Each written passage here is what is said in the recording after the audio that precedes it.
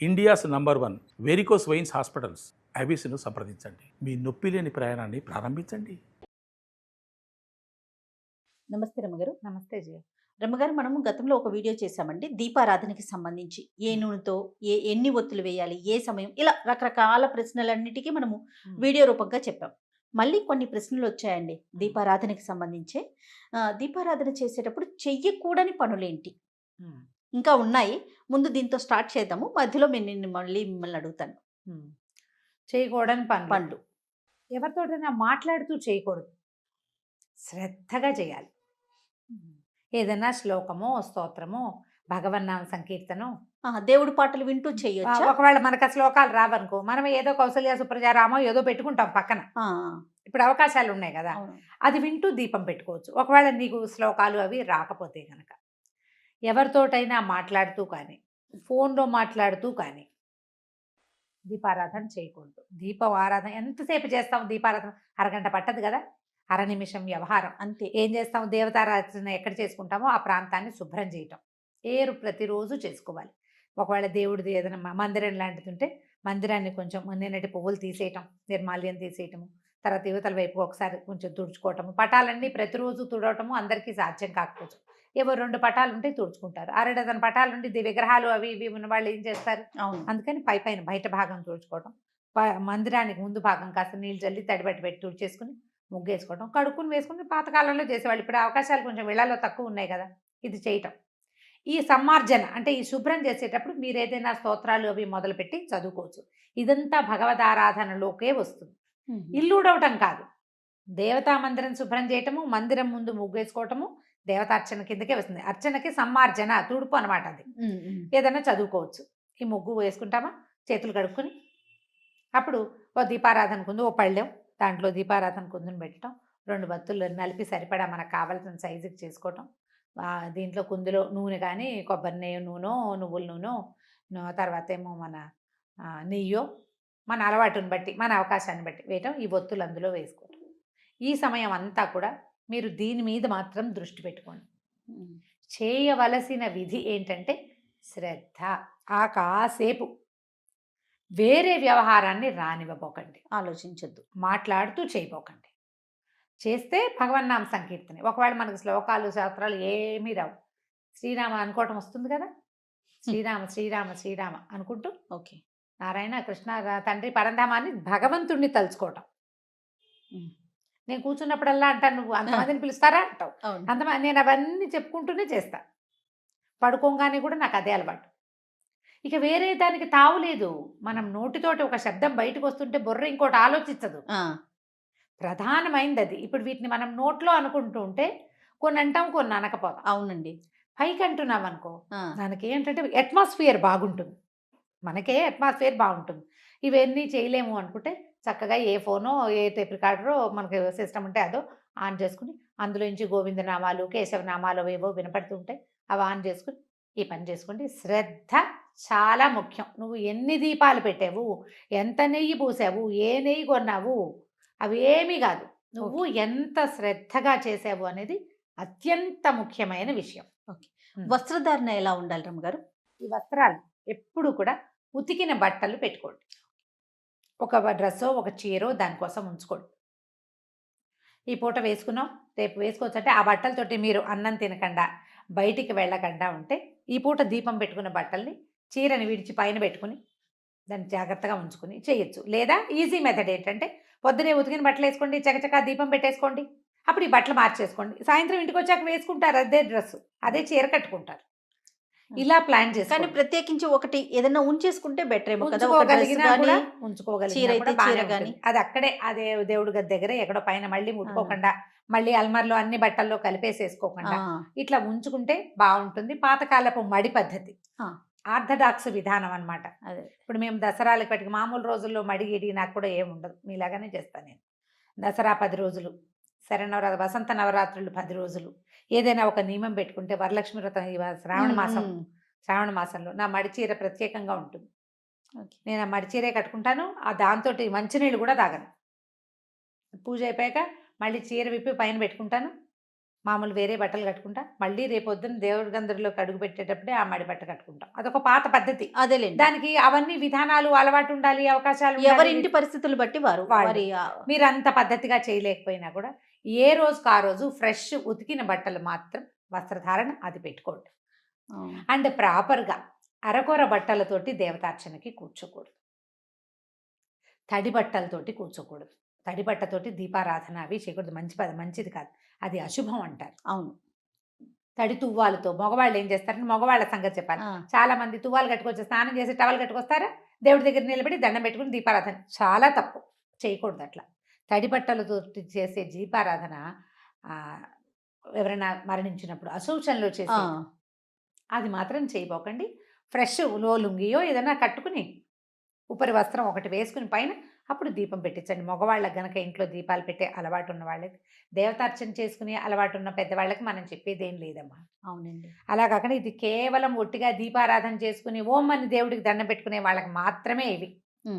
Already మనకి ఇళ్లలో పద్ధతులుండి, మనకు అలవాటు ఉండి, మనం అదే వ్యవహారాలలో సంవత్సరాలు పండిపోయిన వాళ్ళకి మనం చెప్పేదే లేదు. ఇది లేటెస్ట్ పిల్లలకి. ఓకే. ఇంతకుముందు జీవితాల్లో ఈ వ్యవహారం లేదు, దీపం పెట్టుకుంటే బాగుంటుందని మనసుకు తోచి పెట్టుకునే వాళ్ళకి, ఇళ్లల్లో అలవాట్లు లేని వాళ్ళకి మాత్రమే సీరియస్లీ. వీళ్ళకి ఇంకా కాంప్లికేటెడ్ చేసి అలా చేయాలి కదా, ఇలా చేయాలి కదా అంటే అసలు దీపారాధన చేయటమే ఒక పెద్ద విషయం. ఇది కాంప్లికేషన్స్ ఎందుకు పెట్టుకోవాలి అందులో? అంతే, ఈజీగా చేసుకుంటే సరిపోతుంది. ఇలా శ్రద్ధ పెట్టి చేసుకుంటే సరిపోతుంది. మరి తలస్నానం చేస్తాం కదా రమ్మగారు, ఎట్లా? తడి జుట్టు ఆరాలా లేకపోతే ఎట్లా? అది ఎట్లా? తలస్నానం చేస్తే తలకి పిడ పెట్టుకుంటారు చాలా మంది, టవల్ చుట్టేసుకుంటాం. నెత్తి మీద టవల్ తోటి దీపం పెట్టకూడదు, తడి జుట్టుతో నీళ్లు కారిపోతూ ఉండకూడదు. జుట్టు ఆర్పేసుకోండి సగపడైన. ఆరిన జుట్టుని కొంచెం సంస్కరించి ముడి వేసుకుని దీపం పెట్టాలి. జుట్టు విరబోసుకుని దీపారాధన చేయకూడదు. జుట్టులో నుంచి నీళ్లు కారుతూ తడి తలతోటి దీపారాధన అశుభం, అది మంచిది కాదు. అది మరణానంతర వ్యవహారాలు అవి. మనం రోజువారీ దేవుడికి చేసుకునేటప్పుడు మీరు ఇలాంటిది చేయాలంటే అమ్మ సమయం పెట్టుకోవాలి. మేఘాల మీద నీళ్లు పోసుకుని అలాగే నీళ్ళు ఓడుకుంటూ వచ్చి ఎలాగోలాగా దీపం పెట్టి అట్లా చేయొద్దు. మీకు భగవంతుడి పట్ల శ్రద్ధ, ఈ పని పట్ల ఆసక్తి ఉంటే టైం మేనేజ్మెంట్ ప్రాక్టీస్ చేయండి. 10 నిమిషాలు తల గబగబా పిడపెట్టుకుని తుడిచేసుకోవాలి తలని. ఇప్పుడు నేను ఎప్పుడు ఇలాగే కనపడతానా జయ? ఇలాగే ఉంటా కదా. నేను జుట్టు పైకి పెట్టకుండా దీపం పెట్టుకోను, నా జుట్టు మడత పెట్టి ఉంటుంది. అందుకనే కొసలు మెలికలు తిరిగిపోయి ఉంటాయి. ఎప్పుడు అంటావా నువ్వు? ఎందుకు అంటే నేను స్నానం చేస్తే తల పైకి మడుచుకుని, నాకు కొసలు కిందకుండి దీపం పెట్టే పద్ధతి లేదు మా ఇళ్లలో. పైకి పెట్టాల్సిందే. పూజ చేసుకున్నా, ఏ పూజ చేసుకున్నా ప్రతిసారి నేను అదే చేస్తా.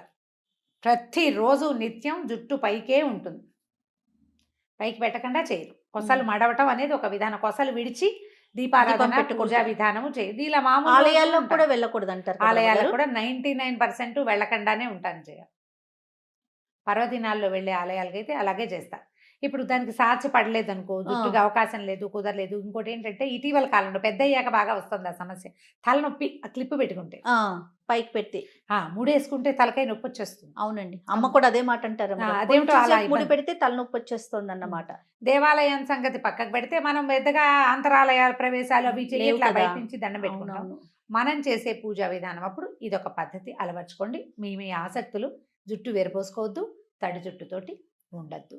క్లిప్ పెట్టుకుని హెయిర్ అంతా కిందకి ఫాల్ అవుతూ మధ్య మధ్యలో చెయ్యి ఇట్లా వెనక్కి వెళ్ళిపోతూ ఉంటుంది. మనం దేవాలయాలకు వెళ్తామా, ఇవాళ రేపు అందరూ పెద్దవాళ్ళు 50 ఏళ్ల వాళ్ళ దగ్గర నుంచి చిట్టి పిల్లల వరకు జుట్లు ఇట్లా విరబోసుకుని వెళ్తారు దేవాలయాలు. వాళ్ళు ఎవరో వెళ్తారు కదండి వేరే స్టేట్లో అని అడుగుతారు. వాళ్ళ కర్మానుభవం వాళ్ళది, మంది కాదు. మనం వదిలేసేయాలి. మన విధి ఏంటంటే ఈ తల ముట్టుకున్న చేతితో తీర్థం తీసుకోకూడదు. మన జుట్టు గనక రాలి దేవాలయంలో పడితే ఎంత పాపమో. అది ఒక శక్తి క్షేత్రం కదా, విసర్జించవలసిన వస్తువులు ఏమిటి? గోళ్ళు, జుట్టు. అవి పూజనీయ స్థలాల్లో పడితే ఎట్లా? మన దేవుడి గదిలో రాలిపోతాయి కదా. అందుకే జుట్టు కొసలు ముడుచుకోవాలి. అది ప్రధానమైన విషయం. ఈ తల సవరించుకుంటూ దేవుడికి దండం పెట్టడము, దేవుడి పాదాలు ముట్టుకోవటం లాంటివి చేయబోకండి. తలకు చక్కగా టైట్గా క్లిప్ పెట్టుకోండి, 2 అల్లికలు అల్లి ఒక మూడేసుకోండి. సంస్కృత కేశాలు, అసంస్కృత కేశపాసాలతో పూజ చేయకూడదు. అంటే తలకాయ దూకోకుండా చిందరవందరగా తడి పొడిగా అట్లా ఉండకూడదు. కాస్త ఒకసారి పైపైన కొంచెం అట్లా దువ్వి కొద్దిగా చిన్న క్లిప్ పెట్టుకోవటమో లేదా కాస్త 2 అల్లికలు కాస్త మడిచి పెట్టుకోవటమో చేసి దీపం పెట్టుకోండి. తర్వాత తీసేద్దాం, ఏముంది, అది ఎంతసేపు పడుతుంది. ఇది జ్ఞాపకం పెట్టుకోండి. అవకాశం ఉంటే చేయండి అమ్మా. ఇప్పుడు ఇందులో ఏంటంటే నేను 2 విషయాలు చెప్తా చేయండి. ఇవాళ రేపు ఎవరి ప్రయారిటీస్ వాళ్ళవి, ఎవరు ఎవరిని జడ్జి చేయకూడదు. ఈ 2 మన స్లోగన్స్. మన జీవితం ఇలాగే వెళ్తోంది. ఇప్పుడు పెద్దవాళ్ళు, మీ ఇంట్లో పెద్దవాళ్ళు ఉండి వాళ్ళకి ఈ విధానాలు ఉంటాయి, చెయ్యండి. వాళ్ళని గౌరవించండి.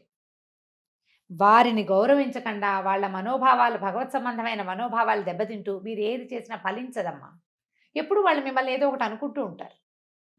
ఎందుకు వచ్చింది? పాజిటివ్ ఎనర్జీ లేదు చూడండి. వాళ్ళకి నచ్చేలా చేయండి.